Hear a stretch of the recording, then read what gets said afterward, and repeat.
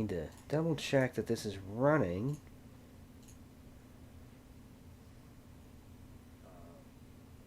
Okay, yeah, I'm running right now.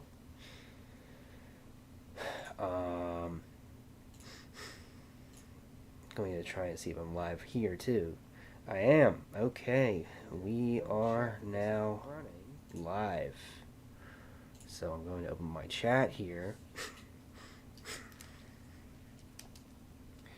And I know no one's here yet, but I'm going to just say welcome to the stream. Welcome to seeing. This is my first time live streaming all together, at least personally. I have previously live streamed on a studio account called Studio YG Crow, of which I am a founding member. You can see it here on my shirt. But I'm currently working on a Reanimate for fun. The Reanimate is part of El Dorado. So the Road to El Dorado, the DreamWorks film that came out many, many years ago.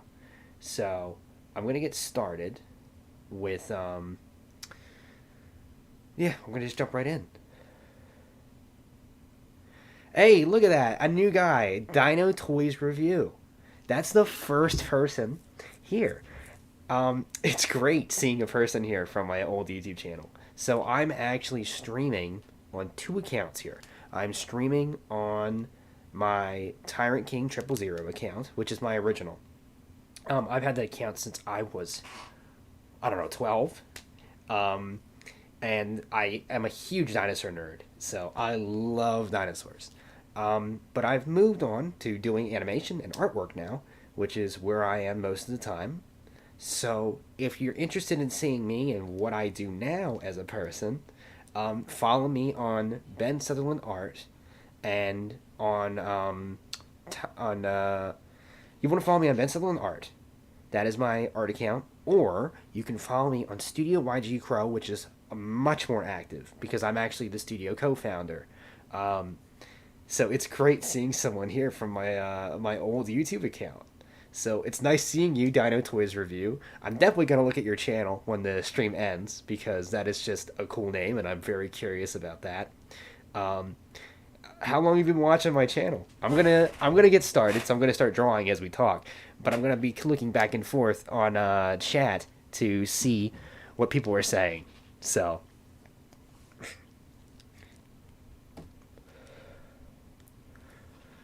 let's see here. So this is the original.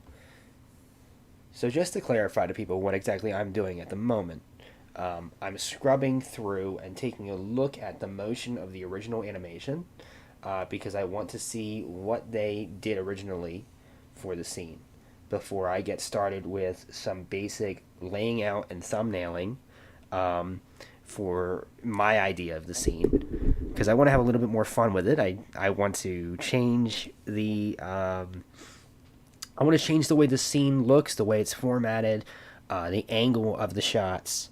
So things are, I'm definitely going to change them. So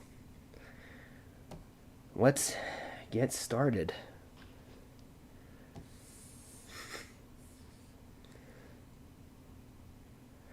Oh, yeah. I have not been active on this account in so long. Now, the reason why is because, I went to college. I actually went and got a degree in both animation and screenwriting. So I actually produce animated films now, as opposed to, the AMVs that I used to make or the dinosaur videos that I made. I made a few. I did one about that I called Dino Talk. I think you meant fire, but I understand. Oh, I loved Primal Carnage. People have still watched that video. Actually, I don't think I've ever mentioned this, but I was actually part of the game testing team when that game was being made. So when that game was first coming out,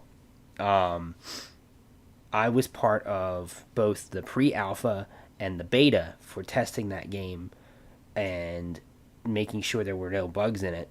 Because what had happened was, I'm gonna say a really funny story here. So, I'm 10 years old, right? I'm on the internet.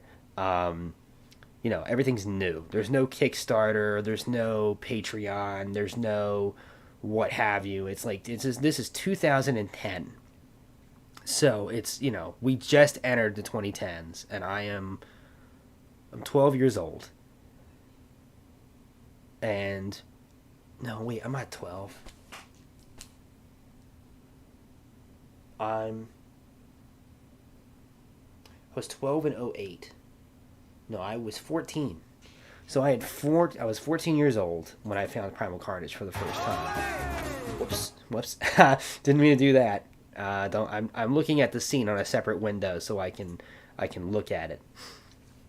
So I was 14 years old, and I was the first tester of that video game, one of the first ones. I was the youngest person on the testing team, and what happened was I found Primal Carnage through Spore. I was on Spore, and I saw something for a T-Rex Spore model that someone had made, right? And they were mentioning the game in the model, and I became really curious. So I went and looked it up and found the game when it was only stills, and they were still in Unity. They hadn't switched to the Unreal Engine, which is what they would switch to later. And we donated to the project. When I donated to the project, now my mom was really skeptical because she was like, I don't know if you should. I'm going to check this out. So we donated $20 and checked the phone number on the receipt. Now, the phone number on the receipt was the creator of Primal Carnage. So the creator of the video game himself, we got on the phone. But what happened was he didn't believe that we were real. He thought we were his friends pulling a prank on him. So he kept not taking us seriously. And then my mom finally just said, are you for real? I just donated like $20. Like, is this real? And then he's like, wait, you're serious? And he ended up finally realizing that we were not a prank call. And I was the first person to ever talk to him about his game. This was the launch game for the company. At the time, it was called Lukewarm Media. They've since switched to Virtual Basement. And Primal Carnage is unfortunately no longer in the hands of the developers. So what had happened was I talked to him for like 2 hours, and he actually let me be an alpha and a beta tester for college for the game, and then he wrote me a letter to college. So my letter to get into college was actually done by the developer of the game, which was crazy cool, right? So I had this amazing pitch that I did where I got into art like late in life, and I turned my my portfolio into a TV show pitch. So I did that, and then I had this amazing letter of recommendation from an existing video game company at the time, which was that Lukewarm Media. Because of him, I got into my dream college, which was University of the Arts, and I was able to get the best scholarship in the school. And I can't really say whether or not that is actually due to my portfolio and his letter of recommendation, or both. Which is like crazy, Like, it's just crazy that even happened. And I went there for 4 years, and it was an interesting experience. I met some amazing people. I've met like friends, like lifelong friends. And we started our own company immediately after college to do our own animations. So we started a company called Studio YG Crow, which you can see on my shirt here. And we have produced several films that have won awards. We've done so many different things now. So you can actually see it here on the stream screen, like it says support me at Studio YG Crow. That is where I am now. I actually run my own animation company. I'm trying to help it grow online. We're selling stickers, merch, everything. It's been 3 years. I've actually been doing that business for 3 years now, and it's been an amazing journey. I I don't think I could ever be more grateful to the people that I have had the pleasure to work with every day. Like the artist that I'm teamed up with, from my co-founders to friends to family members. Like I wouldn't be who I am, or where I am right now, if it wasn't for them. So I have to say I'm internally grateful for what they have done, because it's all surviving on like goodwill initially to get the business off the ground.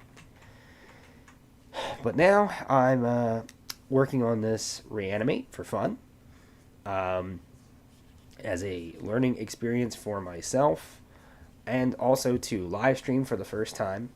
So it's great seeing that some people actually still remember me and want to join the live stream. And I'm hoping to redirect people to my business, to where I work now. I still have the old YouTube account, and people still subscribe and they leave comments, and I'll still heart them and things, or I'll occasionally make like a little upload, of something that is just kind of fun or throwaway, because I can't monetize that channel, obviously, because I have things on there that people have seen that are either using established music, or they were AMVs of like Dragon Ball because I'm a Dragon Ball dork, or what have you. So it's interesting, the experience and everything I've had with my life so far. But I'm a business owner now, so I try to run my own business and get stuff off the ground. So as you might be seeing here, what I'm working on right now are what is commonly referred to as thumbnails. So I'm trying to come up with the idea for how I want things to move, um, and how I want scenes to look when people are moving or doing things. So I'm laying out my idea before I actually get started for real. Um, I'm gonna do something goofy here. I'm gonna try and see if I can get him to like bounce the ball off his butt. He can go flying right here. But I'm still in the dinosaurs, to this day. I actually own fossils, very small ones, like dinosaur teeth. Um, I have a Spinosaurus tooth, actually, for real, in my room, and a Cartronatosaurus tooth as well. And I recently purchased a small ammonite.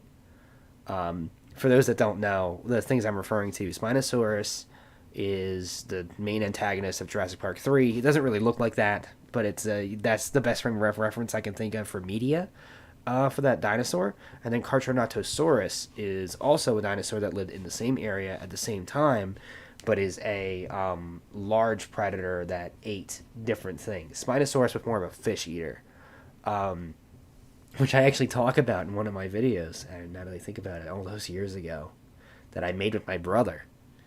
And man, I love that. But and then an ammonite is actually this very cute shell-like creature that lived in the oceans, kind of like the best thing I can think of is like a horseshoe crab, sort of. They're very cute and harmless, and they lived for millions of years. And I have one fossilized in my room that I have purchased. So I have very tiny. I have teeth from the two dinosaurs I mentioned, and I have a ammonite that is fossilized to a rock. And those are the fossils I currently own today, um, which I very much love, and I'm very happy to have. So, okay, all right, I'm starting to get an idea for what I want to do. So animation, right? I'm gonna go over exactly how animation works. So this is thumbnailing. Thumbnailing is where you take the most simplistic parts of your ideas, lay them out, and plan them before you actually commit to what you're about to do. And then you can start doing layout and drawing where things get more complex. So, I am currently in the earliest stage of production for this. So, let's see where we can go from here. Out of curiosity, I don't know if you're still watching Dino Toys review, but how long have you been watching my channel? Because you said it's been 7 years now. So I'm gonna be 27. I'm gonna be 27 in November. So you've been watching me since I was 20. I wasn't even. Wow, you joined my channel after I had stopped using it. Because I was in college then. No. Yeah, no, I was in college. It was my sophomore year of college, and you must have been watching my old YouTube channel then, which is amazing.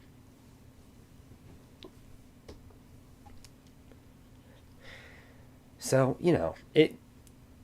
it's just impressive.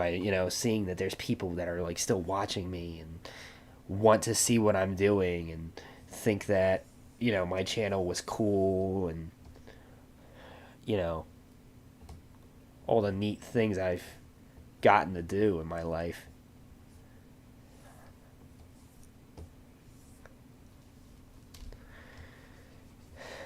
So let's see.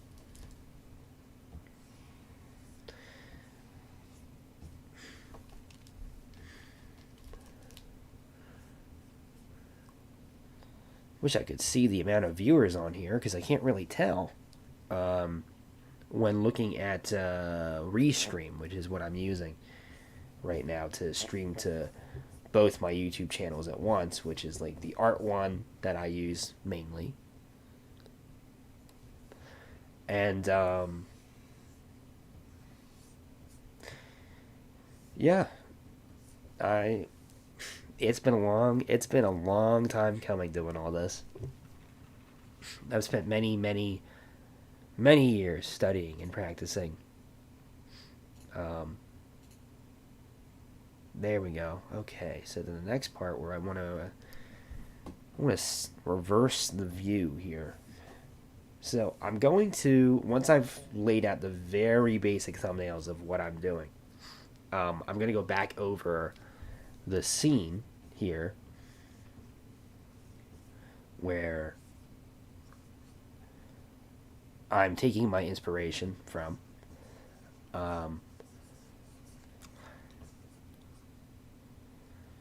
Because they do like almost like a little jig, as they bounce the ball back and forth from each other from hip to hip, So we're going to keep that energy, but we're going to see it from a different angle. So I am still following the movie.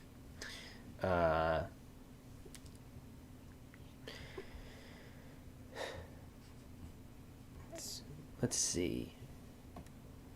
So we'll have that laid out, and then after the ball bounces off of them, the last part that I want to have here is we're going to have the goon-like characters that are coming at them that are, the natives in the film that are trying to stop them from scoring the ball because they're part of the enemy team here. And I'm going to give this guy like a bit more of a normal standard build. Very simple. One thing you'll also notice is the things that I am doing, right? These are very simplistic shapes that I am working with. If you're paying close attention, because I do not want to get trapped in detail. So I have a general idea of what my thumbnails are now. So just to compare where we are. The initial film. Oh, El Dorado is a great movie. I love that movie so much. I gotta say, I've actually gotten to talk to the creator of the movie. I got to talk to him through Facebook.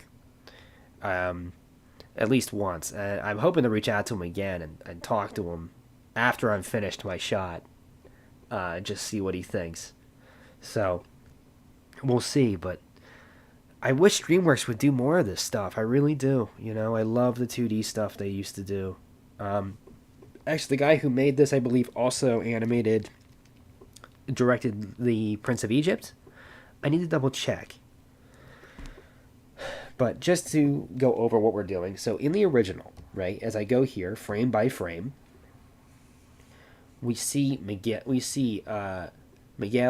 using himself as a boost for Tulio to bounce the ball off of his buttocks, right? And in my version of what we're going to do, we're going to do the same thing, right? But instead, we're going to see this more from Miguel's point of view, and Tulio bouncing the ball back like this. And then, comparing again, the next shot that follows up is the ball going directly through the ring. Very, traditional, well done, simplistic, just the ball bouncing and going. We are going to do the exact same thing. However, instead, I'm going to shift the angle where the ball is, and we're going to try and get like a floor bottom view. It's kind of hard to make out in the thumbnail here because I kind of need a little bit more space. And then back to the original where the ball is bouncing off of them and their horse goes by.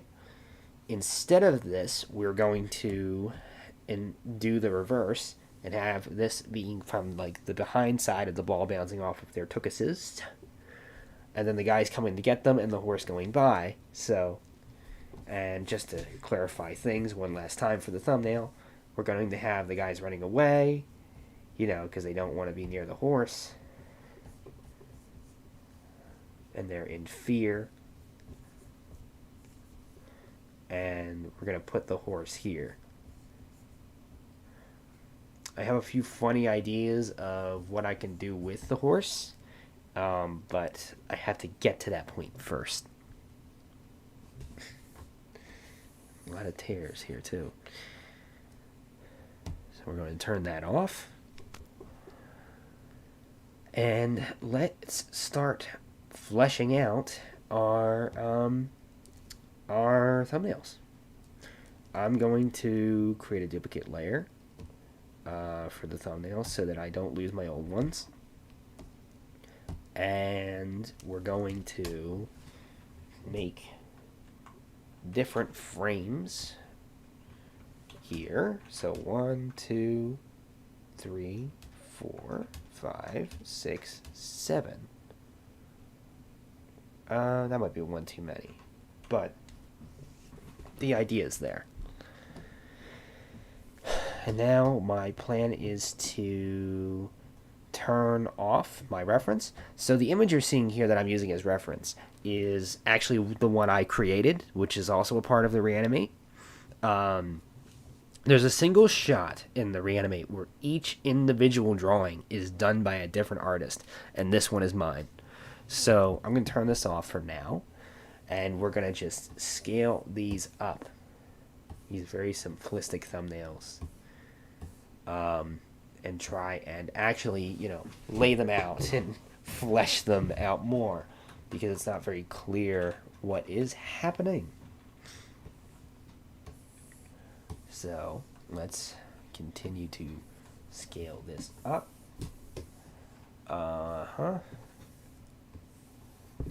Okay, and we'll do that. So we're getting a bit more clarity of what is happening. This is a bit big.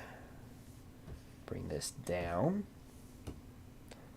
I was thinking of playing music, through the stream, like quiet jazz and things as I draw, but I don't know if I was going to do that this time because I don't know, I didn't want it to get in the way of anybody if they were just listening to the stream and watching it on occasion. So, not sure what the best option is. Apologies if it's a bit quiet for that reason. I didn't want to overwhelm people with music. This is my first time doing a live stream like this, so we will certainly see how this comes out.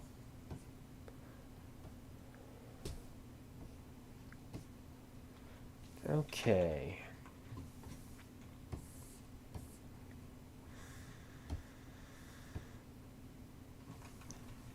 Now we're going to flesh these out a bit more because we now have the we now have these a bit more zoomed in. We also want to know the exact length of the original scene. The original scene ends on frame 90. So, in regards to animation, the way animation works is it goes frame by frame. So there are, on average, between 12 to 24 drawings per second. This is running on mostly ones, I believe, if I were to go through this. So a ones, right? What ones are is when this thing's on 24 frames per second. This is on twos here. These guys in the background, they're on ones. Yeah, the guys in the background, they're on ones because they're all getting one drawing per second. Meanwhile, Miguel and Tulio are actually only getting mostly twos and the occasional ones during the faster action. And the camera is making up for those motions to make it more lively. Very interesting. But you can see the differences of what's going on. So we're going to do something very similar and try to maintain that frame rate. But first, the fun part, which is laying it all out, which is going to be a bit difficult because I've chosen some very interesting angles to work with. So I have a general idea of where they are and where they're located. Okay. So let's get started. First, we want to lay out the space itself. Then we can lay out exactly how Miguel is standing on the sand and how Tulio is coming at him. The other reason why we want to do this is because backgrounds and characters are typically separated from each other in a production because it gives you more control. So that way things can be more painterly for the backgrounds and the characters can be less detailed, more flat. So it focuses more on the motion and less on the colors. So we're going to do the same thing here. Okay. So, how do I want to do this? Well, being perfectly straight is no fun. So we're going to try and make this an angle shot. Although I don't know if I want it to be that angled. I think I want it to be like here-ish. So if I do that, and this is the sand, so we're going to actually make this into a series of quick and easy to digest planes. So I know that this is the ground that Tulio is running on, right? So that way I have this partially laid out. And that means Miguel has to fit on this plane. We will figure that out in a minute. What's next? So got a general idea here of the plane. Um,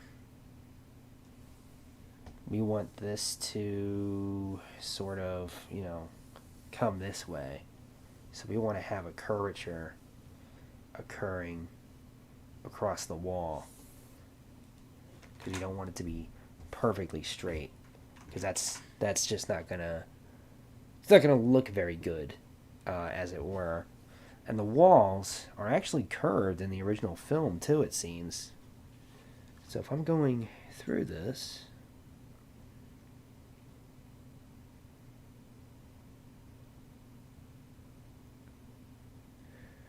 yeah, they are. The walls are curved. So what we're going to do is pretend they're straight first, just so we can get the idea down.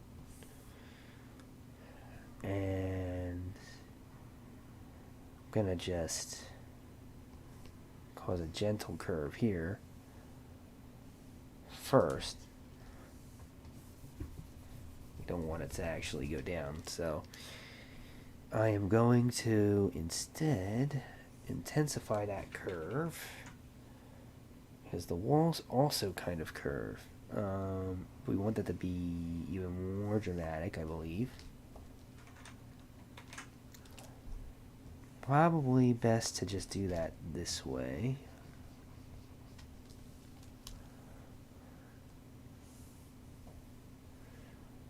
Then we're going to go through these one by one. Oh, can I animate a dinosaur? Let's see. Well, let's see if I can make something pretty quick here in a separate project file. I have animated a dinosaur before. I animated a T-Rex walk cycle many years ago in college. I don't have the project file on me, do I? It's a bit of a bummer.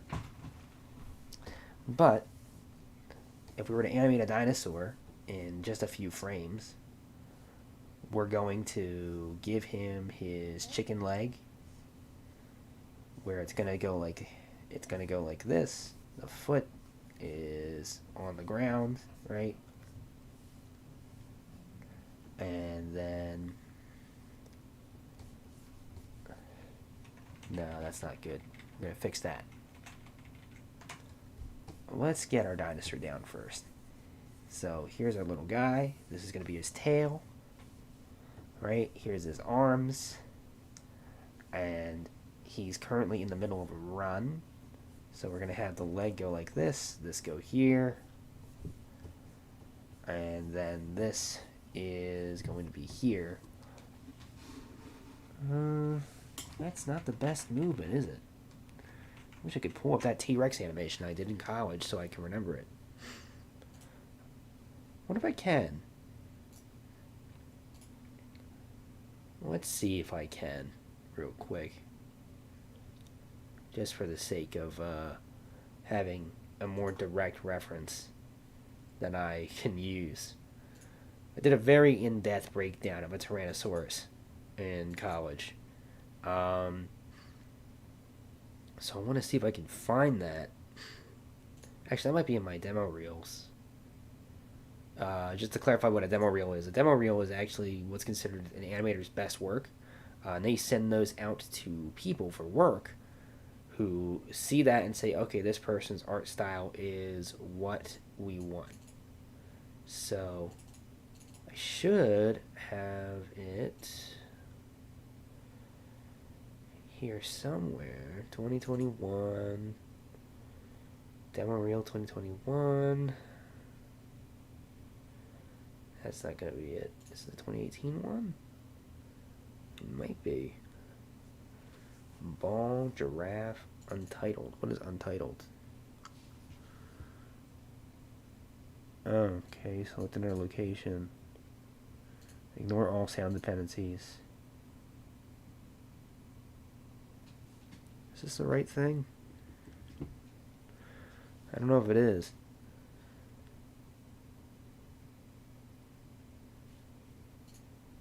Oh boy, my program isn't very happy.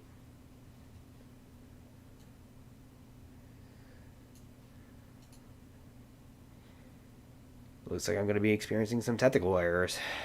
Um, well, I can't do anything at the moment until this is done. So, I'm going to have to give it a minute.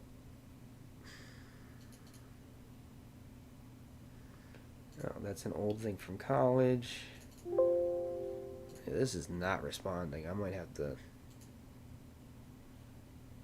close the program here. We're going to have a small technical error.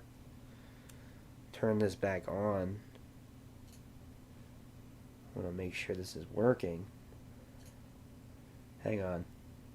There we go. Okay. I got the file. I got the thing back open. I wonder if I can open this. This might be it.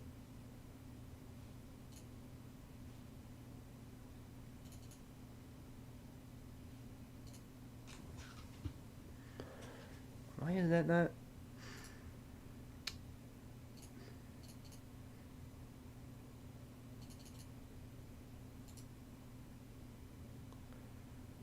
Open with TV Paint, please.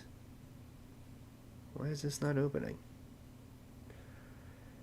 Man, this is just giving me a pain in the neck.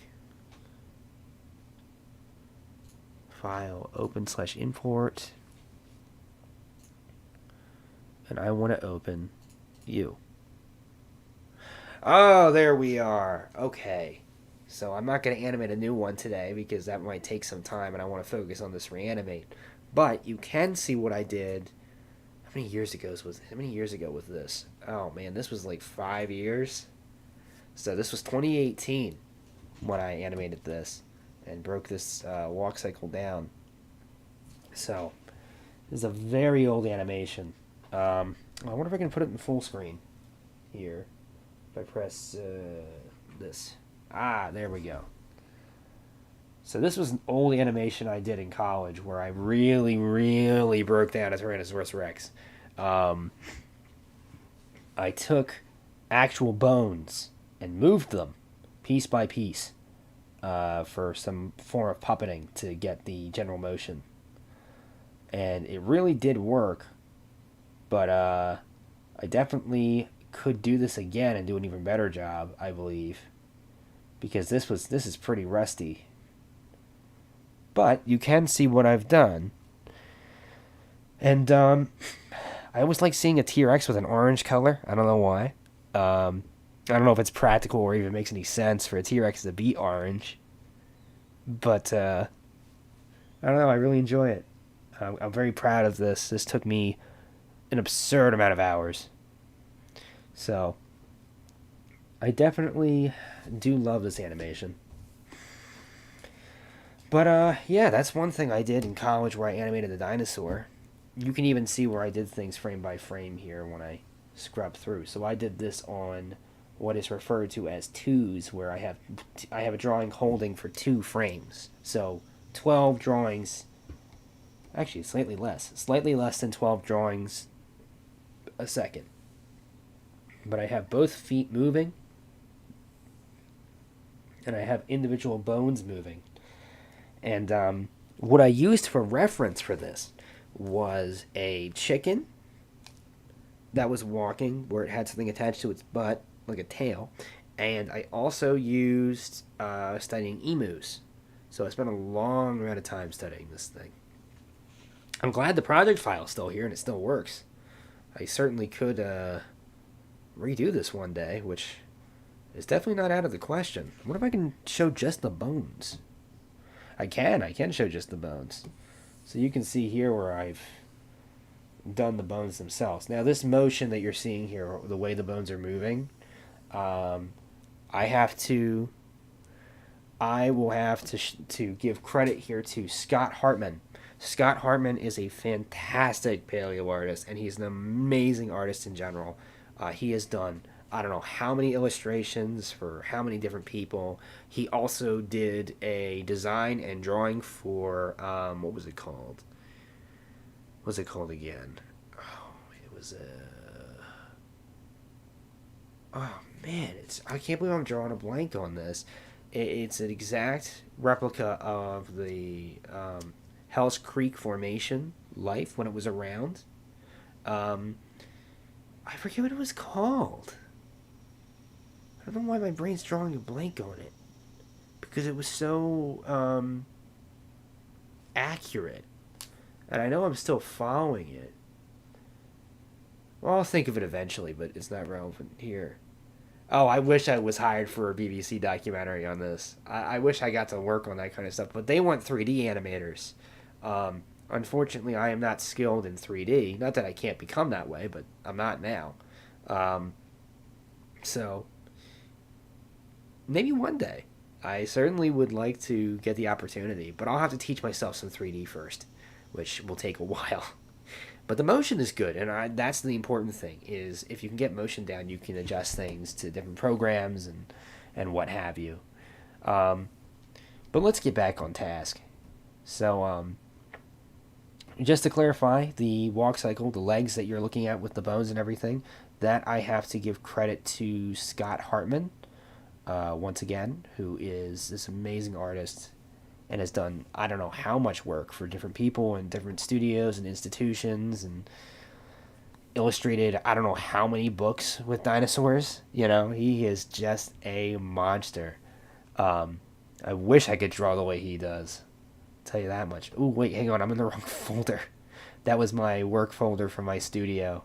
That is not where we want to be right now. So if I go to drawings, and I'm going to go to El Dorado. There we are. Okay, back to El Dorado. Where is that? There it is. Alright, let's see if I can get this thing not to crash this time. That would be nice. But yeah, I definitely wish I was hired for something like a BBC documentary. That would just be fun.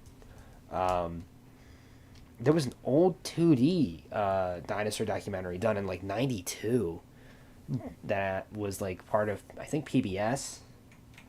And I loved that thing. Oh, beautiful. Beautiful animation, beautiful art. I mean, it's not accurate anymore by any means. Science, changes, and the accuracy of what we know changes as we learn more, but it is still a very beautiful, very gorgeous animation documentary that aired on PBS. I wish I could remember the name. I really do. But I'll figure it out. I'll find the name again. I hunted down one of the people that actually worked on it too. I tried to contact them out of curiosity and seeing, hey, like, I really love this documentary and I think it's fantastic and I've done X animations and I was wondering if you'd be interested in hiring me. Never heard back, sadly. And I don't even know if that person still works at PBS anymore because that was 92. So they're probably, either moved on to a different job or they might even just be retired for all I know. So, but it would be fun. Definitely would be fun. Another artist I want to recommend too, if you're into paleo art and dinosaurs, I recommend the guy who has done the Soria series. I can't remember his name off the top of my head, but it's all on here on YouTube, and he has these amazing videos showcasing all the different animation and things, and all these different breakdowns of how things move and making them have stories, and it's just amazing. He's just an amazing guy. Like, I love his work. I don't think I could not love his work.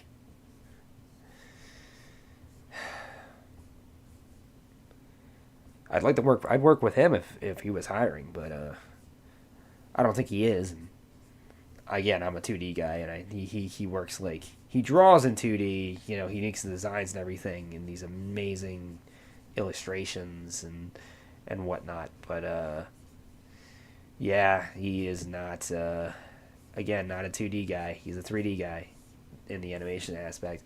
If you want to do stuff for documentaries or bring things to life, definitely stick to 3D. That's kind of where it is now for that kind of stuff, you know. That's what people want. So, this is not a very good cube. I'm not a fan of this. But I'm mostly a 2D guy. I like to do things traditionally and by hand, and I work on like this giant tablet, you know. And I don't know. I'm definitely proud of everything I've learned and what I do now. So I'm gonna try and simplify these shapes and then like add them back in. I might have to go over this a second time for myself because the perspective is off. But we'll see. See if I can get that to work. This is a bit odd looking. It might be too big. Things are certainly wonky here that I'm trying to figure out. We're gonna have to definitely gonna have to rework some of this stuff. This is too big. This is definitely too big because I want this to look like it's far away in the distance. Oh, pfft. I'm not going back to the Fire Nation. You can't make me. Also high. Yeah, I'm slowly working on things here, getting some stuff done. I wonder if I can change. I'd have to figure that out.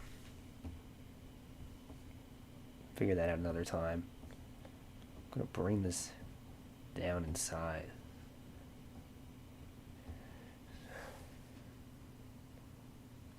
Happy Labor Day.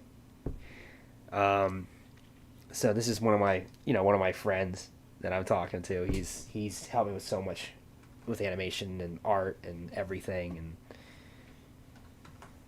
I don't think I would definitely not be where I am without his help. So definitely give him a look. And he also is one of the co-founders of the studio I mentioned earlier, Studio YG Crow. So if you want to see more of my work, more of his work, more of everything, that's the place to be. That's for sure.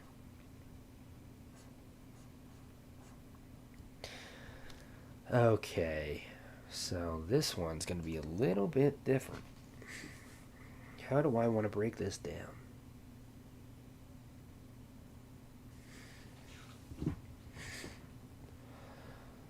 Well, I know it's attached to the wall in a certain way. The most important thing for this shot is the circle itself. But it's best that I start with a square here, and then got a general idea for the square. Go here and here, where it's going to slowly recede. And then this, I believe, will attach, keep the same general shape here. This I'm going to attach. It looks like this recedes a little in shape. Just a little bit. And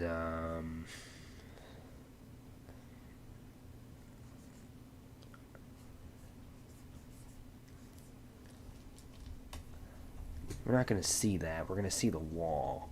So this might be a little too much on the angle. We're going to see about that. Yeah, it's a bit much. So we're going to do this and have it follow through with the wall. The top of the wall is right before this. So if I'm doing this, I'm following these angles,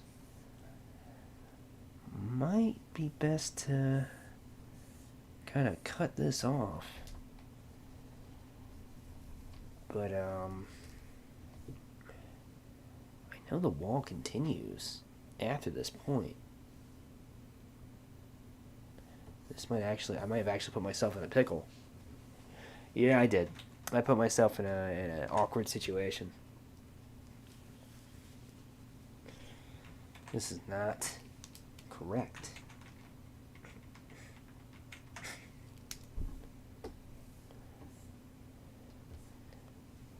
It's best that I do this and actually show it. What made me want to be an animator? Oh man, that's an interesting question. I always liked telling stories. I grew up telling stories. I grew up fascinated with narratives and fiction and wanting to bring things to life. And cartoons was the thing that really got my attention.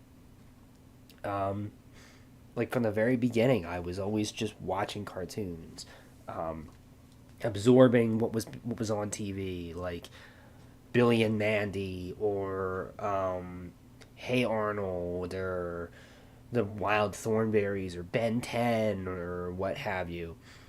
And then I spent many years just I wanted to be a paleontologist. I wanted to clean up fossils and things, but my desire to tell stories never really went away. And then I turned 17 and I had an idea which I haven't touched in a long time that inspired me and said, I think I want to tell stories instead. I don't want to clean fossils for a living as much as I love them.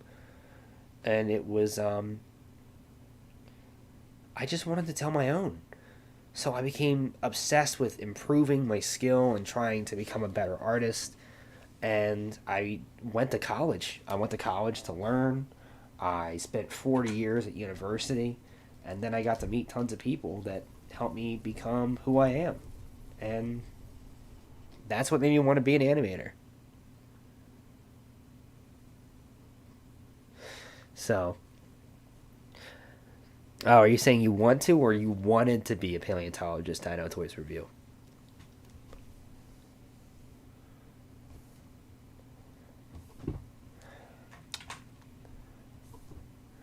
I'm going to try and do that. And then we want this. And then we want this. Sort of. That's it.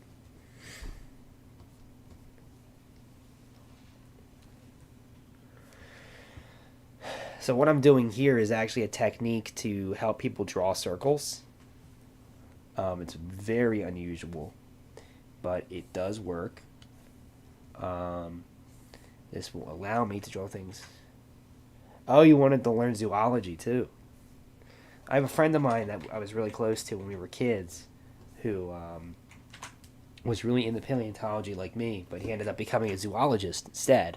And he currently works in a area in Florida where he helps with fish farms right now. But I know he's currently looking to build up being a reptile breeder.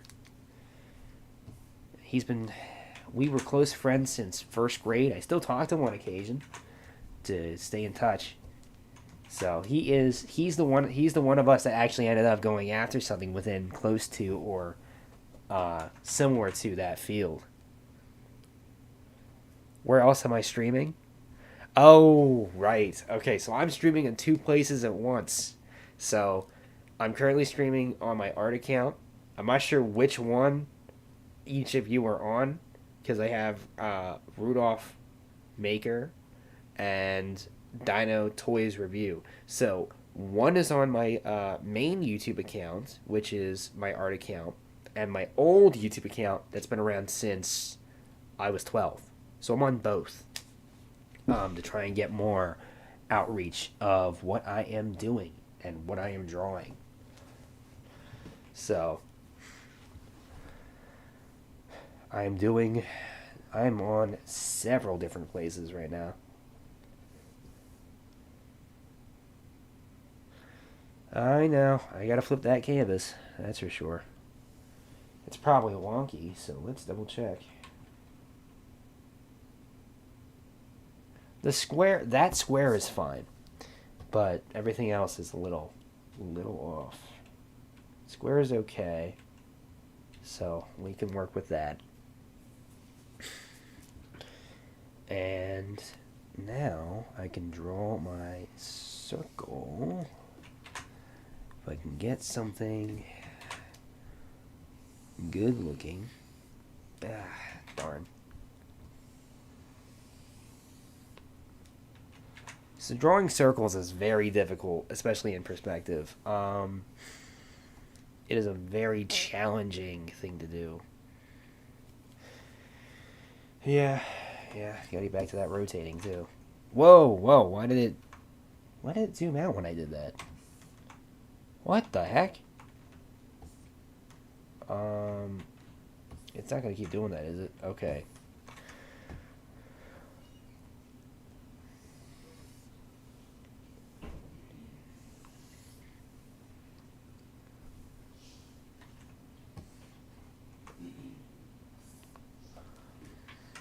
Also, you might have noticed that I am actually left-handed.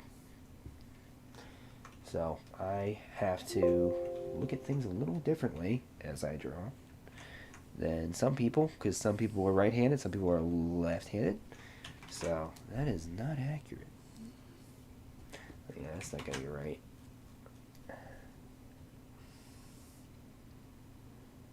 That's good. That works. Okay. Try pulling the pencil toward your outer arm instead of pushing.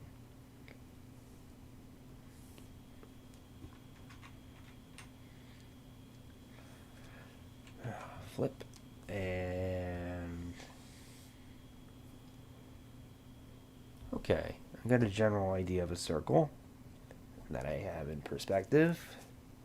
So we now have a little bit more laid out. I can make this into a better circle going forward. Oh boy, I have definitely put myself to work. But that's where the fun comes in.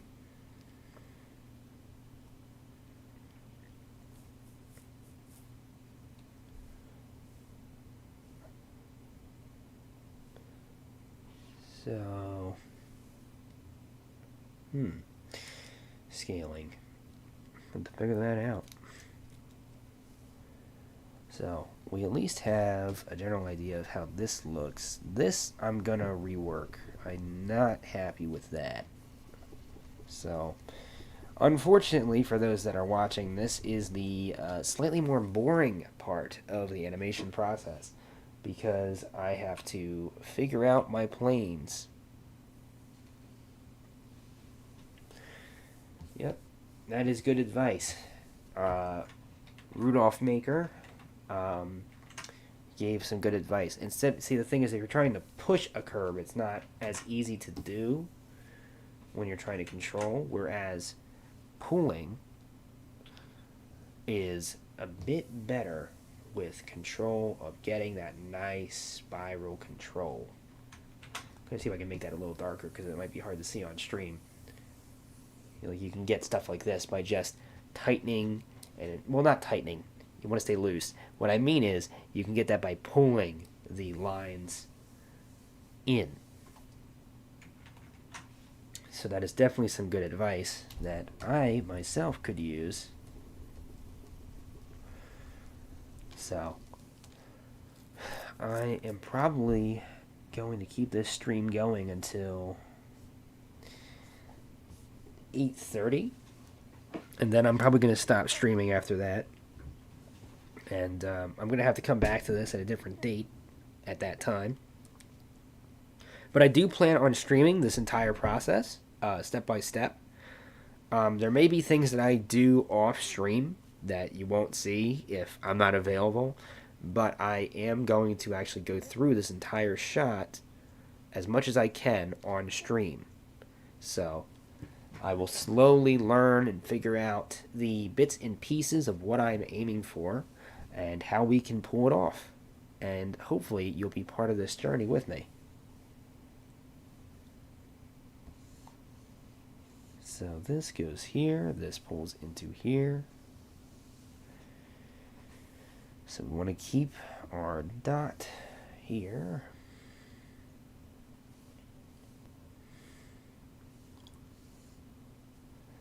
We'll figure that out in a bit.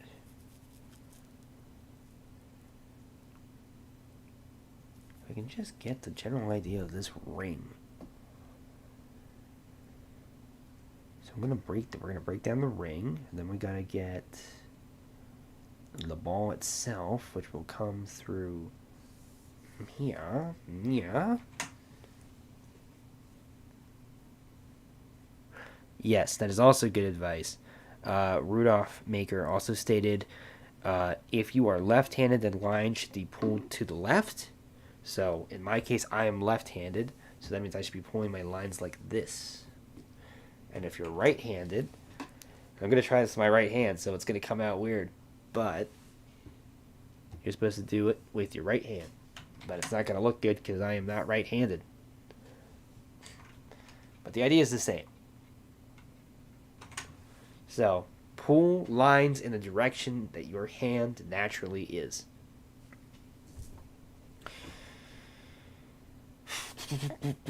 So we got that. And then they are here bouncing that ball off of their buttocks. And that's when the horse comes in and they run away. Okay, okay. So this will come back to, and then this is where they are bouncing that ball off of each other. So let's think here. I'm going to look at the original to get an idea. Okay. So we are going to create this as our general horizon line. And I'm going to try to... This will be our general horizon line of the angle of the ground. The ball, or the wall, should come in and probably start to disappear, I'd say, here. And then we're going to flip the image so I can get a better look.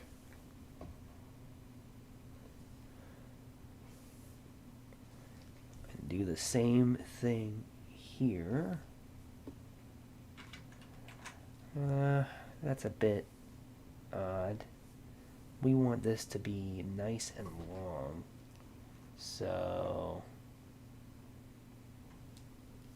I'm gonna just do that. Lay out our walls. So we've got the wall laid out here for our general plane. And let's see.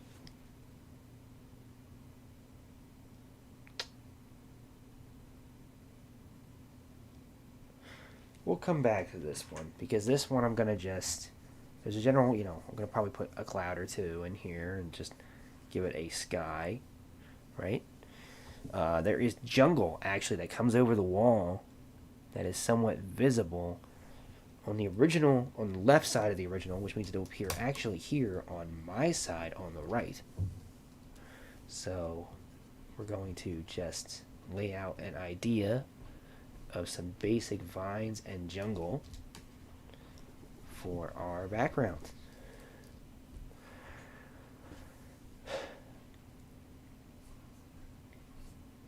So it is nice to see that there are people that, are still keeping track of my accounts online, and I hope this is, I wish I had more to say. Unfortunately, it's quite difficult because there's not as many people here, so I'm trying to keep the conversation engaging and try to keep it going.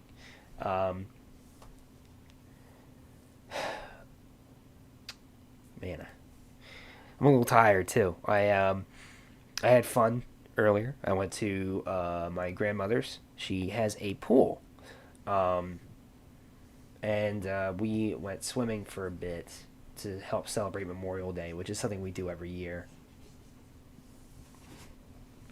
So I had a nice time, but I'm also a little wiped out, which is gonna give it that basic design. Uh, no, I don't want to put any birds in there because I don't want them to be an additional factor. So I am gonna just lay this out, and background should not be as necessary.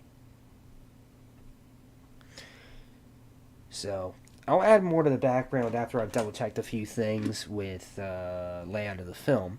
But here I'm going to say that we're pretty much at an acceptable place where I can start drawing the characters, which I will probably start doing in a minute. This is the same scene, so we want to keep this here. So currently we have what are going to be three backgrounds. Yeah, we have three backgrounds in total, so not a lot of backgrounds. So three backgrounds in total for the entire animation. Um, so not too complicated. Let's flip this back around. Also, if anybody is curious about what program I'm currently using, it's called TV Paint. So TV Paint is this amazing French drawing software that is very, very, very popular with animation. Um, as an example, the people who have used this before are Aaron Blaise, who is a phenomenal animator. He has worked on countless animated films from Beauty and the Beast to Brother Bear, which I believe was his personal Disney produced film, and many others. I mean, I could just keep going. I know he was on Fox and the Hound, but he heavily recommends this software. So if you're looking to learn the kind of software that Disney animators have been using for a long period of time, I heavily recommend TV Paint. Unfortunately, it is not cheap. It comes to about, I think, like 1,400. But you do own the software forever, and it's always going to be yours. So it is the one thing that's great about it is you're not doing a monthly subscription, and once you've bought it, you own it, which is just fantastic. So I am very happy with that. This is not helping. Trying to figure out what guidelines work best here because I have some additional guidelines and I want to see if I can plan things appropriately. Vanishing point from lines. Okay, yeah, let's see if I can get that to work.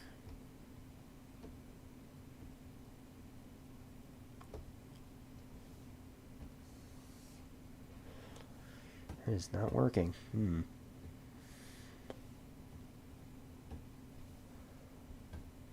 Okay, let's see. 2 point from lines. Oh, dang it. Okay.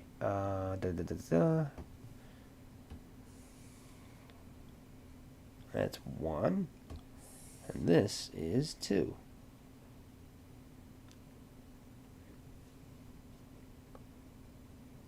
Weird.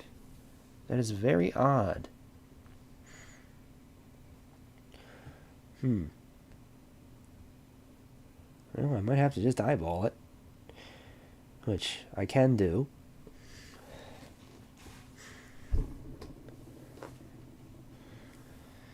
So, if I'm thinking that this is correct, then what we're going to see is this is going to go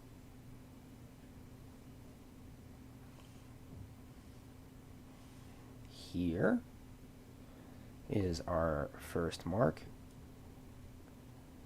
If I am looking at this correctly. And then this will also have a mark right about here. We have 1, so we have to follow the line the same general stroke. But if that's the case, this is going to be quite far. That's not going to work. That is not going to work. Because what we are going to probably have...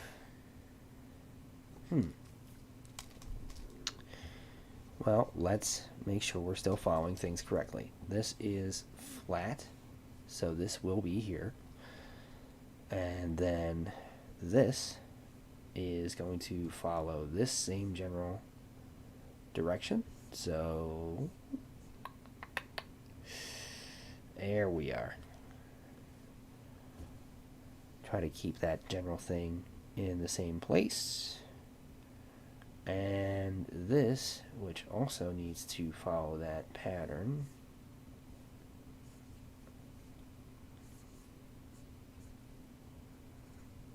If that's the case, then this is going to be here. Right. I did it wrong. My bad. Trying to follow the advice I've also been given. So, if this is to be believed, that does not seem correct. Well, let's say this is the ball. No, that's not it. Huh.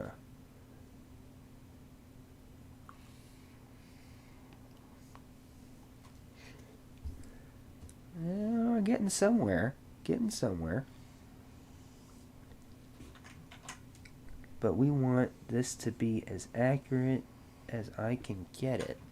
So this has to... Oof. Yeah, that's not gonna work.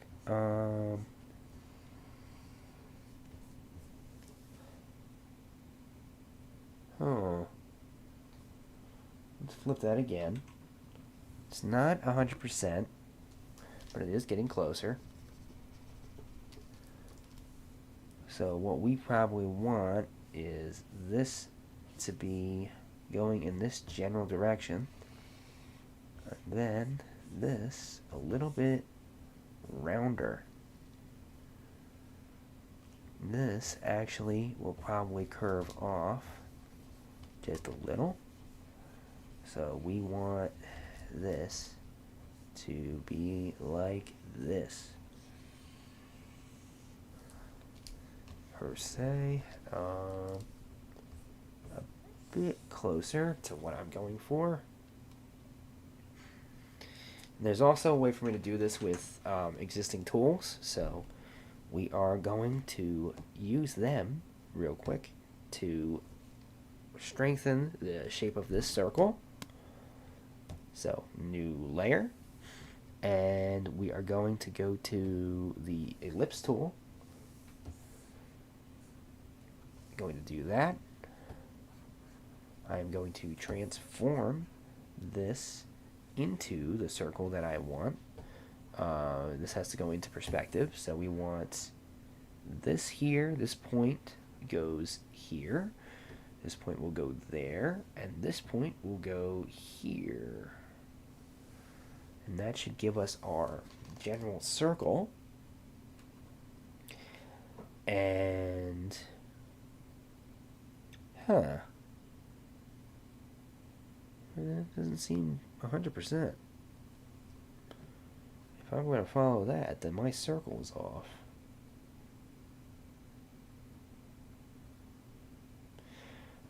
I might have my circle off because I didn't make a perfect square. So let's see about dragging this just a little bit here. And then we're going to duplicate and drag this over.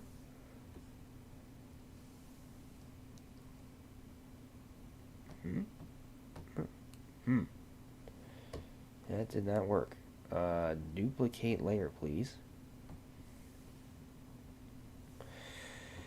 And we're going to drag this over here. And then we have the two circles combined.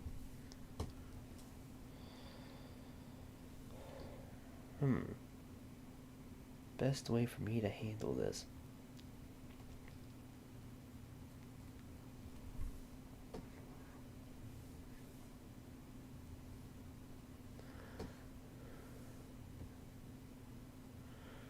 I do want this to be down a little. I'm gonna do this with the line going down in this general angle.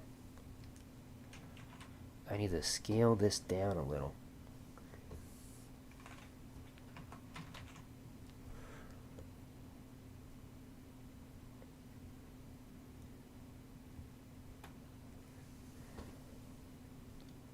Okay. So using our existing guides combined with strengthening things through the basic digital tools.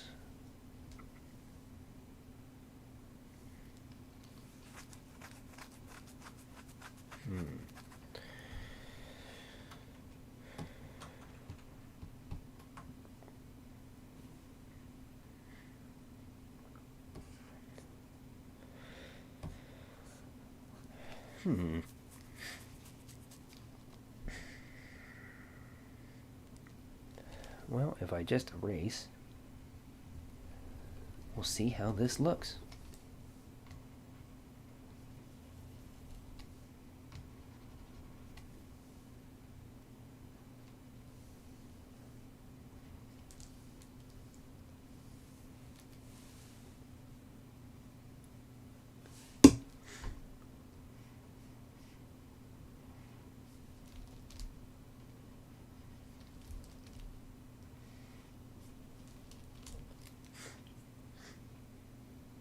That can work. That should work. Now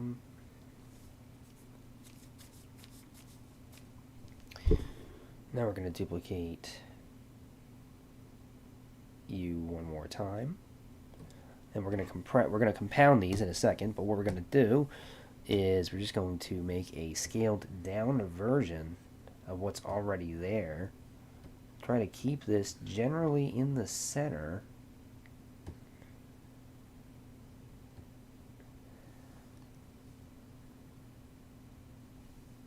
But that is not going to work in this context.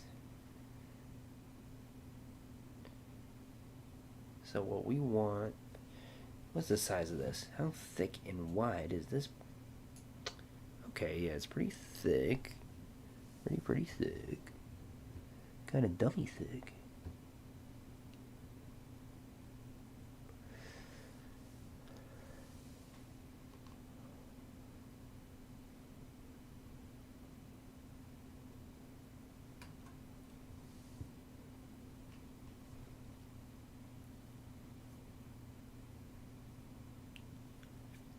To adjust this circle here, because what we need is to, well, we'll start there. We're going to start there. Merge these two together. Done. And now we can start fleshing this circle out a bit more. So following this logic, we're going to end up with something along the lines of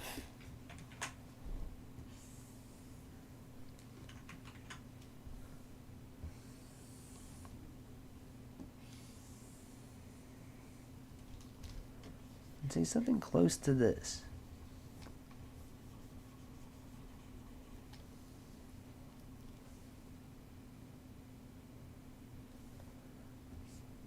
Maybe a bit thicker.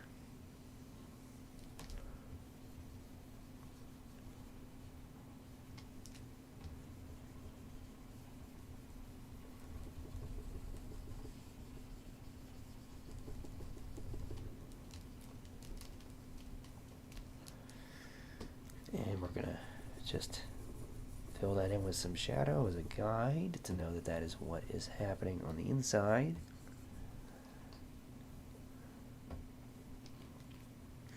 And if I turn all that off, we have the beginning of our circle.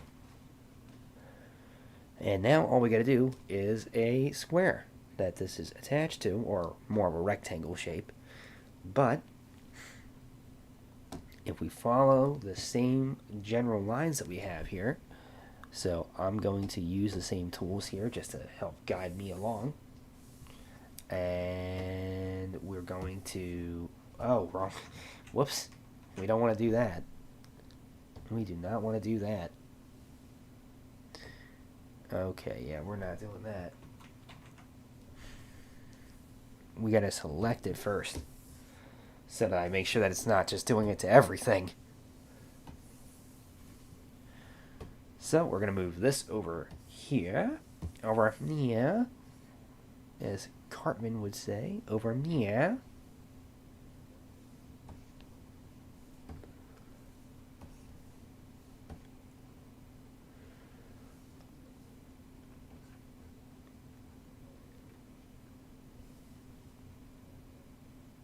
Oh, wait, that means that it's best that I do this on a separate layer.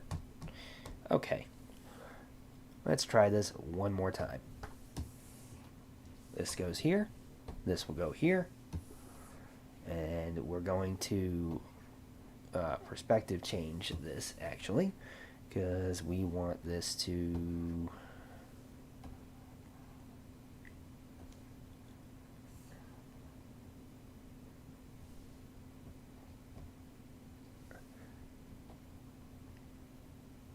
There we go. Okay, so that'll be good for size. Let's go to perspective. This is clearly too far away. Command Z, try that again. Okay, drag this over. And now we want this attaching here, and we want this to attach over here. I just want things to stay relatively in the same place.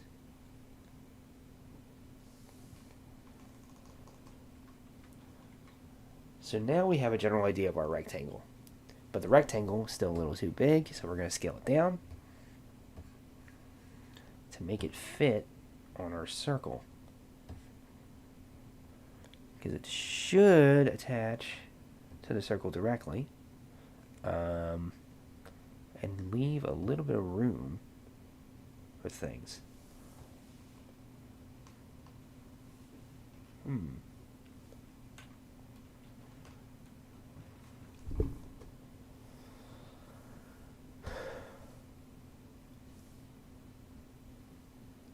So following this logic, we should now have our general lines of how things are going, and this should attach here. So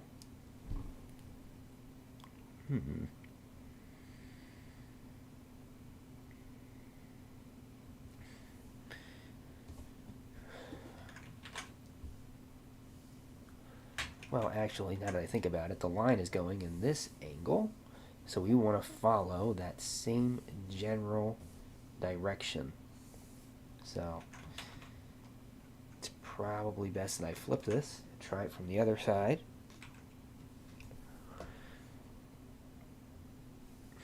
So that I know that this is the angle we're going for. We're going to follow that. And then this is going in this direction. So something along those lines. We want to do the same thing. Do it again. And this one going in this direction, so something like this. Do that again.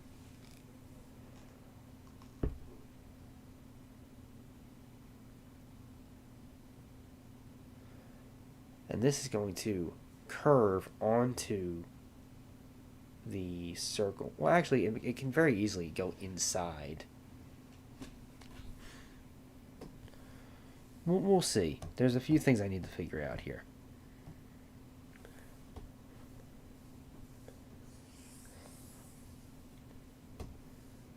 So I know this isn't probably the most thrilling of streams, but unfortunately, this is what I'm going to have to do to slowly acclimate myself to the scenes in hand.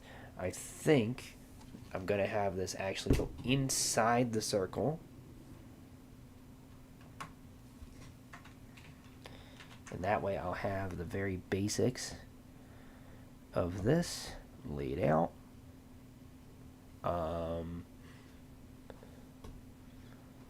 May make this a bit more dynamic.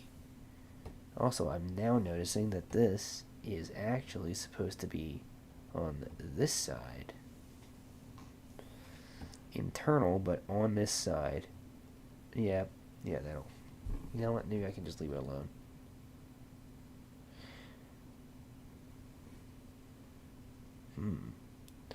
We'll figure out how to make those two attach.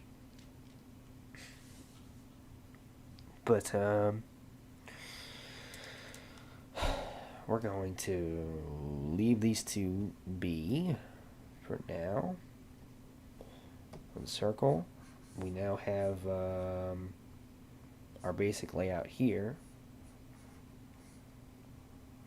This also is going to need to be broken down in a way that includes the circle. So we want a general circle shape. I want a general circle shape, which I will do here and keep it nice and loose. And then what we want is to follow the curvature of this wall.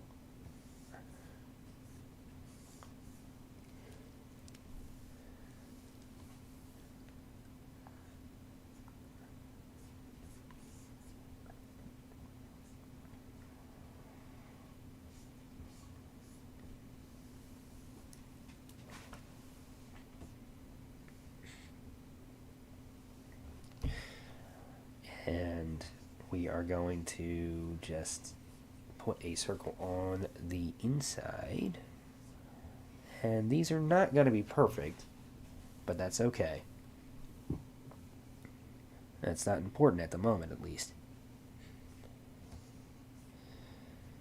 So we are going to try and see.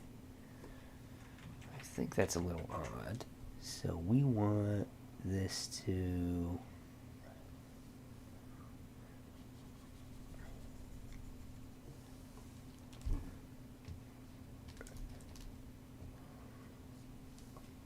attach like this, attach like that. Put things into perspective. And then lastly, we need to... The walls themselves are pretty bland, so they don't really need to change. And the square here, or circle I should say, it is going into the wall on an angle, so kind of like this. So we kind of want to have it attached like that too. Oh, my favorite prehistoric crocodile? Man, that's a really interesting question. So, my favorite prehistoric crocodile, Sarcosuchus was the classic favorite for me. The one that existed in Africa. It exists. I think it's my favorite because it's in such a really interesting part of evolutionary history. Because you have these giant creatures just running around and doing what they want, you know? Which is just amazing. And so, as I mentioned earlier, if people were here for the stream, there are a Spinosaurus and there's a Spinosaurus and a Carcharodontosaurus that both existed, that were dinosaurs during that time period. Then we now also have Sarcosuchus, who was discovered by who was the one that discovered that? Again, that was Paul Sereno. Paul Sereno discovered Sarcosuchus. And you have 3 mega predators all existing in Africa at the same time. Now, did they interact that often? Probably not, but they did interact enough times for that to, they probably had their interactions and their fights for food. So you have Spinosaurus, which is like 50 feet long at the largest measurements, and then we have Carcharodontosaurus, which is like 41 to 42 feet, I think, which is a really large predator. And then we have Sarcosuchus, which is 42 feet long. You have all these creatures that are like massive T-Rex size creatures all living at the same time. And it's just absolutely fascinating. And I think it's one of my favorite ecosystems that existed at like the same time as each other. To have all of them coexisting. Like, it's so unprecedented, to have that happen. Because that's a lot of predators, especially that size, that need a lot of food. I guess my second favorite would have to be like, oh, let's see. Dino Toys Review says, my favorite prehistoric crocodile, Orthrosuchus, Desmatosuchus, Postosuchus. I'm familiar with Postosuchus. That is definitely one of my favorites. Then Poposuchus, Carprosuchus, very fascinating creature. That was after the dinosaurs. I think like 40 to 30 million years ago. We only have a skull, but there's evidence that it actually was a land crocodile, so it didn't actually, was not restricted to the water. Bat Rancho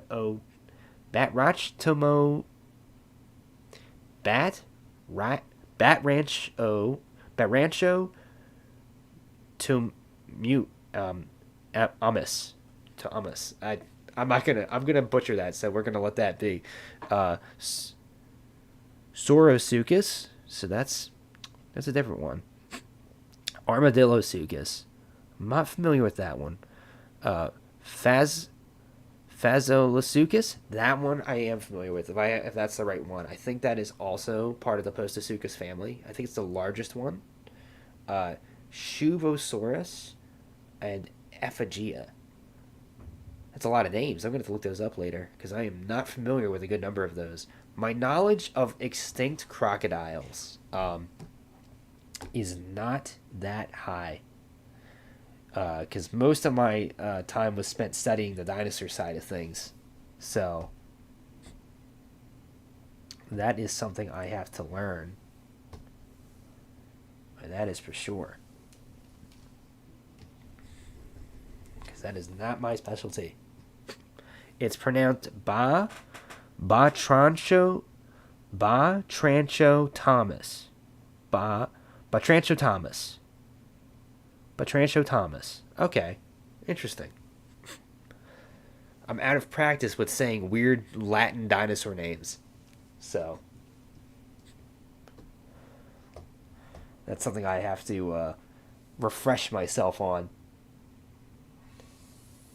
Never thought I'd have to say that.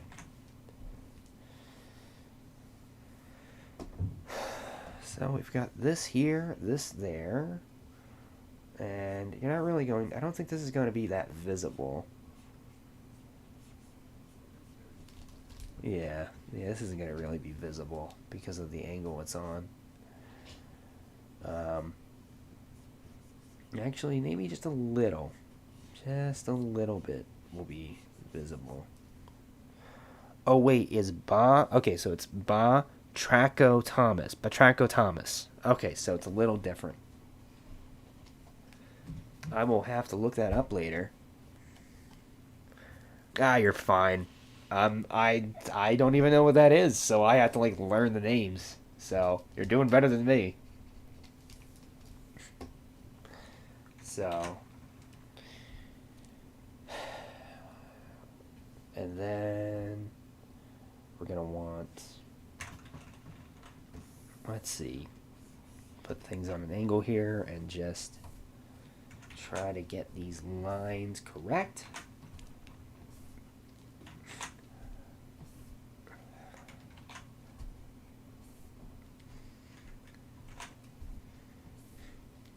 Nope. Nope. Nope.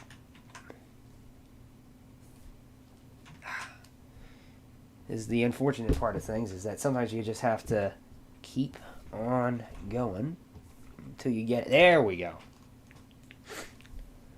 You gotta keep on going until you get it.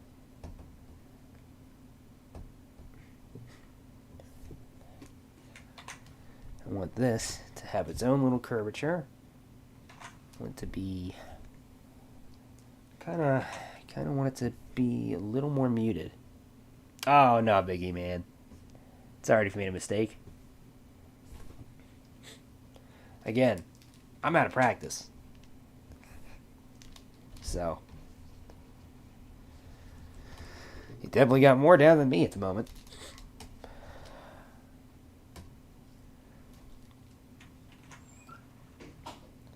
Alright, we're going to let that be for now. We're going to let this be for now. We're going to let... This, I am going to just do the ground plane for now, because I just want to have that ready for when I start animating these guys. So, we're going to do the first... Dang it.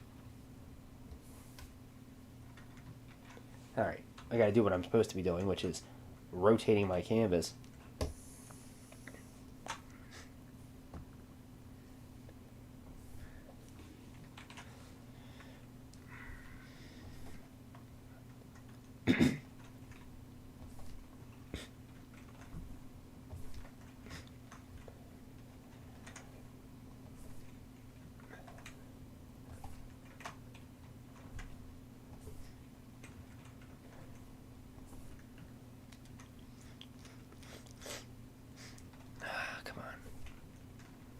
Dang it. Dang it. Dang it.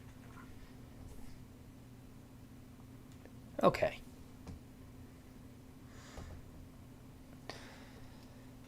That's satisfactory for now for me to lay things out.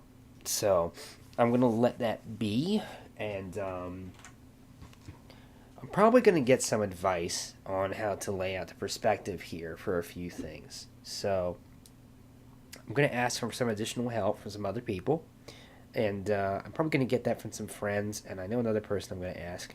So I'm either A, going to do a little bit more of this before I jump back onto stream the next time I'm available, or I may get help for the layouts themselves, and then when I feel like the layouts are okay, I'm going to stream the actual animation of these two.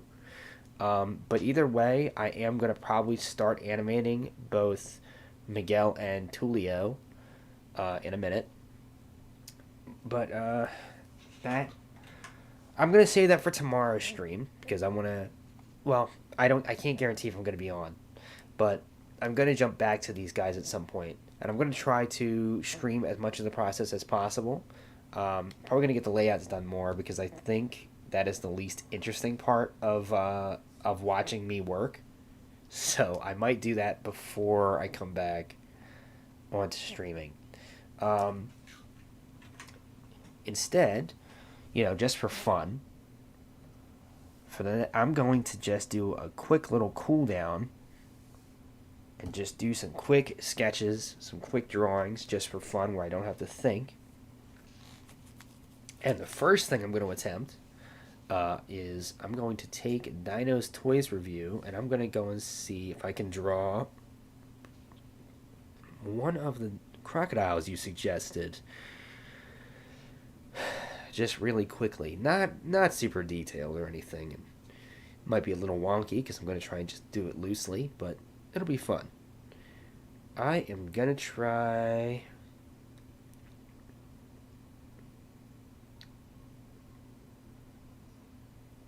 Carposuchus is a little too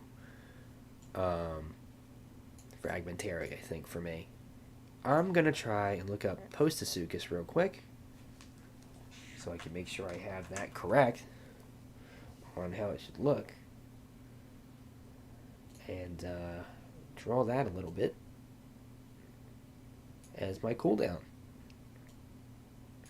So this will be the cooldown for the stream.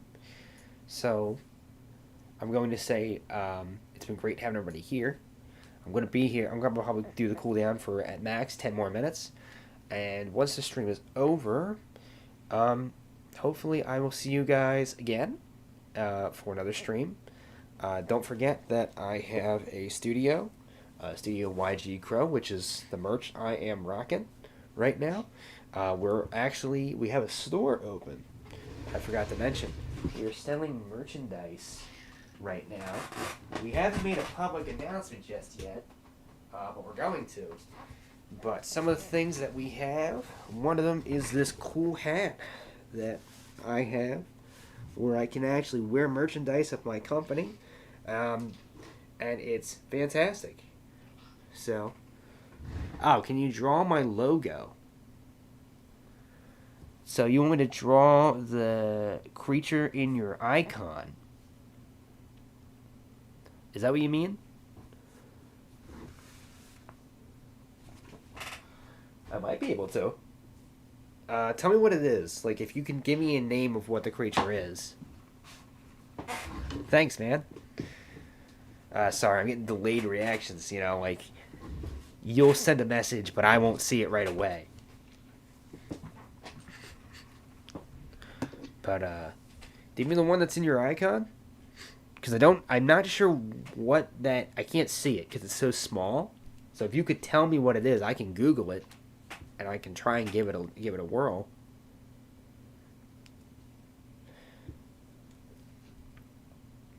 Yeah, if you can just tell me what it is, I can hop on and I'll give it a shot. Oh, it's a T-Rex. Alright. Well, let's just look that up real quick. Even though I've drawn this 100 times, it's still good to have a good reference. Still good to always have a decent reference to work with. And, let's look for... Oh, Paleo Guy. Let's see if I can find it. Paleo Guy. Okay, I found it. I found it from 2019. So I'll look at this one as a reference. Yeah, this is the exact one from your icon. That's a really interesting T-Rex there. It really is fascinating now that we have a general idea that they actually have, lips covering their teeth. So many years of just them actually having their teeth out, which is a lot more menacing looking, but probably not good for them on a scientific basis. I'm not going to draw the exact icon. I want to have a little fun with it, so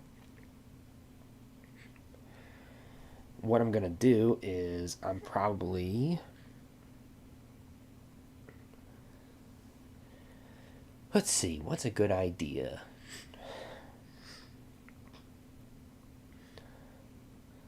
Let's do a little bit of like a upward angle thing here. So we're going to look at this, this will be his jawline, basic idea of where the head is.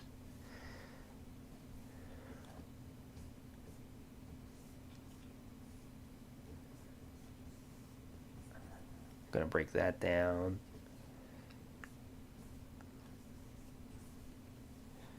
And it's got the osteoderm.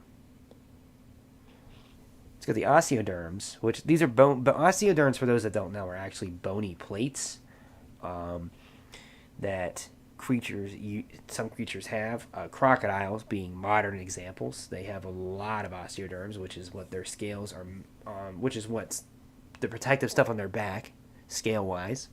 A lot of creatures have had them over the millennia, the many, many, many millions of years that the Earth has been around.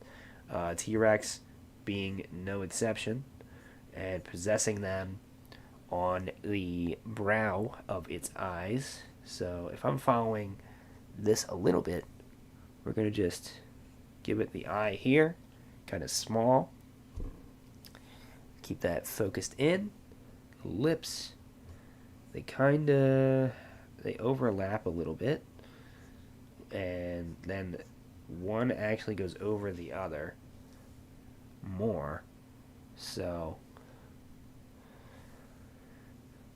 and this one is a bit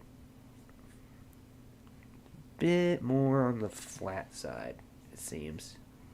So we're going to actually do this where we have the mouth overreaching just a little. And I can see that it is incorporating the bone bending down a little bit on the snout. It looks like the nostril is actually very high up, right about here. I'm not looking at a skeleton at the moment, so maybe not the most accurate, but it is here. And then we have the very strong, very muscular neck. It looks like they're attaching the muscle to this part of the skull where there is a very big vein, very, very powerful vein, or muscle, I should say, attaching to the head. I'm not going to keep the exact line work because I'd have to paint it to get it to look better because there's so much detail. Sometimes with things when it comes to drawing, you have to take things away because they look better if they're fully rendered, where you actually get to have like so many different like shades and values and add things up and whatnot. But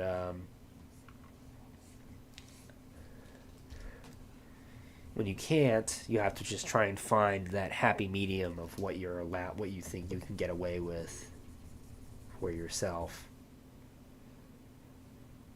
I know the mouth is going to actually thin out about here, because it's got like a little bit less going on bone wise. So we're gonna just attach things like this.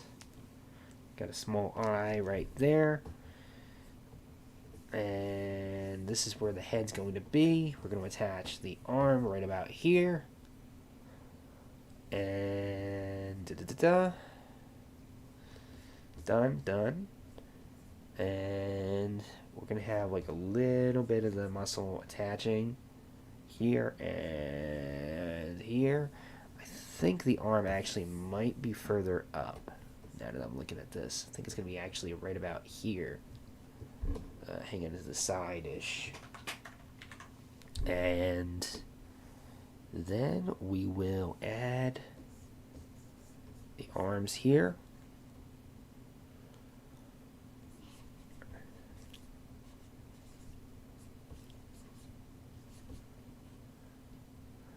And I know the arms actually curve like this a little bit. The muscle is kind of here.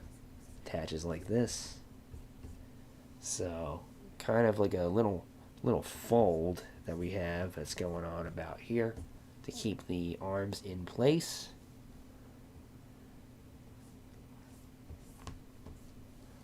And if the tail is following this line of action, we are actually going to just see just the smidge right about there. And we're going to give it the pupil right about here because it's not very big. There's a very light. That's not going to work. That is not going to work. So we are going to instead just lightly fade that in. And that'd be too thin. I'm going to flip this image real quick. This is a bit long for a T-Rex. They're a bit boxier. So let's bring this in. I'd say right about there will be good. Kind of like a happy little medium. Draw this in. And we're going to shade this in as the osteoderms for the parts that are protecting the eyebrow ridge. And I think it also, in the image, it's actually attaching further down onto the snout area. So there is actually an osteoderm right about there. And we'll have him, as he is looking up, we will have a Quasidactylus flying by. Very interesting creatures. Very simplistic shapes that they are made of. These guys. About the size of a small plane they were. Very, very interesting creatures. So, we will have him looking up at this guy. And we're going to put some clouds in the background. Maybe a few trees. Because T-Rexes lived in swampy, woodland-like areas. So, put a few trees in the area. Fill them in. Could have had a little bit of shadow here. And we also can give it that classic dinosaur feel. So I'm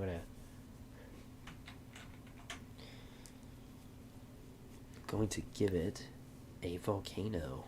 A really simplistic little volcano in the area that's like in the distance. So we're going to give it that classic, like, oh, well, dinosaur volcano, Give it that little interesting look.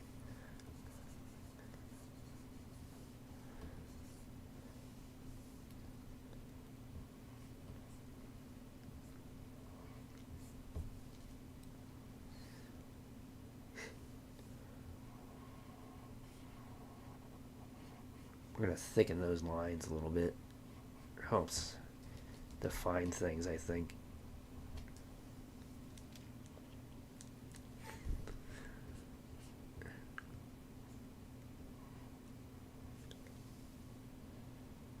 And there we go. I'm not going to go too in-depth here. We're just going to keep things as they are. But the general idea is there. And that is what I'm going to stick with for now. So,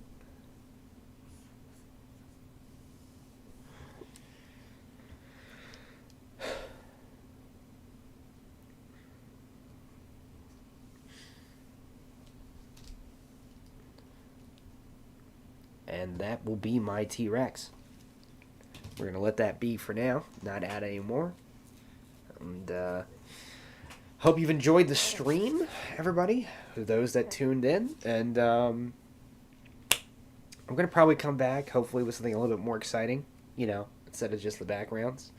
Because they're not the most exciting things to look at. So, I'm gonna full screen this, just so we have a big, nice, long image of it. And I'm going to also switch to my live with no camera, so we can just see the drawing. Not finished, just a quick sketch. But you can see it here in the layout of how things look. If you like what you see, be sure to support me at Studio YG Crow. And check out my studio. So, yeah, it is you, man. I'm glad you like the drawing. So, I'm going to close out the stream for now. And it's great having everybody here. And I hope you've enjoyed having the stream. I'm going to come back, hopefully with something a bit more exciting, as I said before. Lastly, do not forget to look up my studio. And thank you so much for tuning in. Well, farewell, everybody.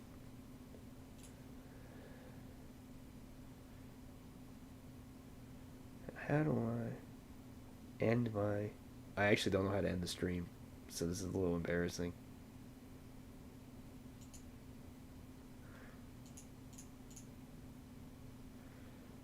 I don't know how to end the stream. How do I get this to stop? That's chat, destinations, and I am live right now, but I don't want to be. Oh boy.